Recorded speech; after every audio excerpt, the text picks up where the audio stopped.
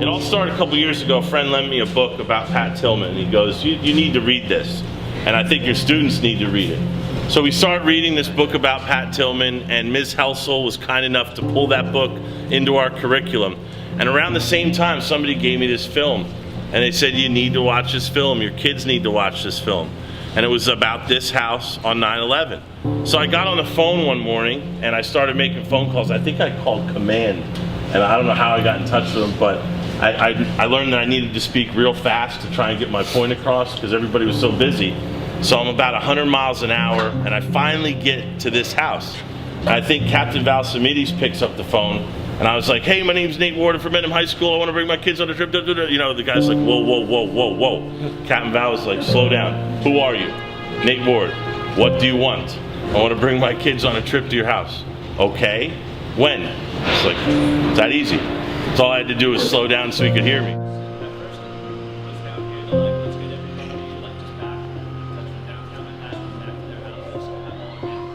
What inspired all of you guys to become firemen? Take this one? Yeah. Well, I answered this question a couple times. Just the main thing is you get to help people every day. It may be something little, it could be something big. It's also I enjoy the team aspect, the brotherhood of the fire department too. Like you guys play sports, clubs that you guys in, it's the same thing. Everyone looks out for each other, everybody has each other's backs, and you're not going to get that at every other job. So those two things I would say made me want to become a firefighter.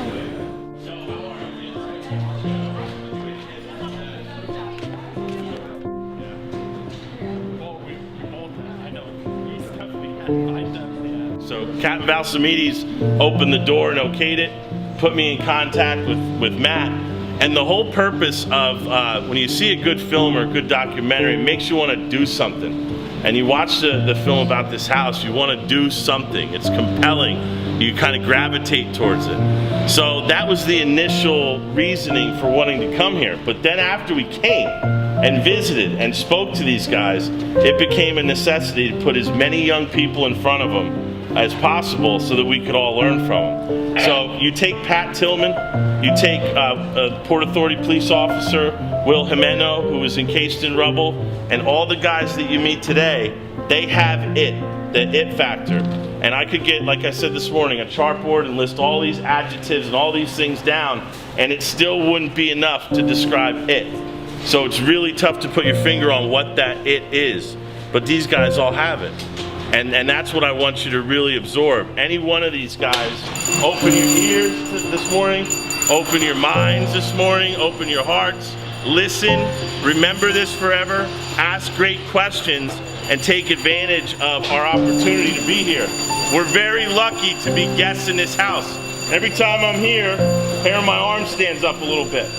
That's because I really believe that it's a special place with special people. So what I'd like you to do is give me a really warm round of applause for all the guys that are in earshot right now. Gideon, I try and tell the kids when they're watching the film to really focus on faces, because I think the faces during the day of people and firefighters really tell the story better than anything else. And when you look back at the expressions after the first plane hit, you saw direct change when the second plane hit, correct? In people's demeanor, expressions, way that they would communicate. It was almost like a switch, right? Yeah, and those images were mostly filmed by my brother Jules, but watching them on a monitor. And what's absolutely incredible is that I don't know if you guys ever found yourself in a life-death situation. And you know what they say, until you are at a certain point in your life where you think you're going to die, you never know who you truly are, or you never know how you're going to react, or you never know what's really the deep you inside. Well, those guys, they already know that, and they've been meeting their self, if you want to call it like that, for almost every single day. Alright, be right back. Go yours, buddy. Class 3, truck is first due, 155 William Street between Bullock Street and N Street. Alright.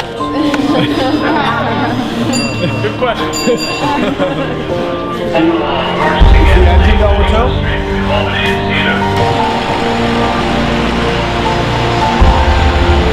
This year especially, and it's always been this way, but the gratitude towards me and towards the firemen was very, very clear. So there was a definite respect for setting up the trip and executing the trip, and to the hospitality that the firemen demonstrated to us.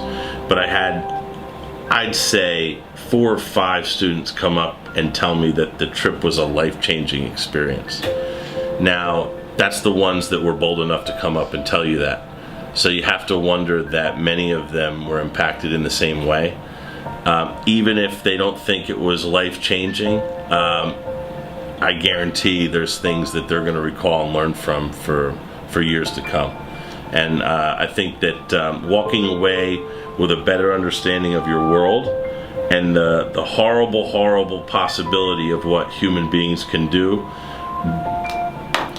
braced with the knowledge of what human beings can do in the face of that horrible adversity, and the fact, you know, I think to quote the video, I think Tony Benetatos at the end says something to the effect that the lesson of 9/11 cannot be death. It's got to be life and humanity. And we just wrapped that portion up with my classes today. We brought the unit to a close. And to hear what they walked away with in their closer reflection journals was so diverse and so widespread, from something that was life-changing to a recognition of the importance of writing. You know, that it was so vast in its description that you know you're reaching kids, but you're reaching them all in different ways. So that's probably the benefit, is it means a little bit something different to each kid, and that's the beauty, I think, of the trip.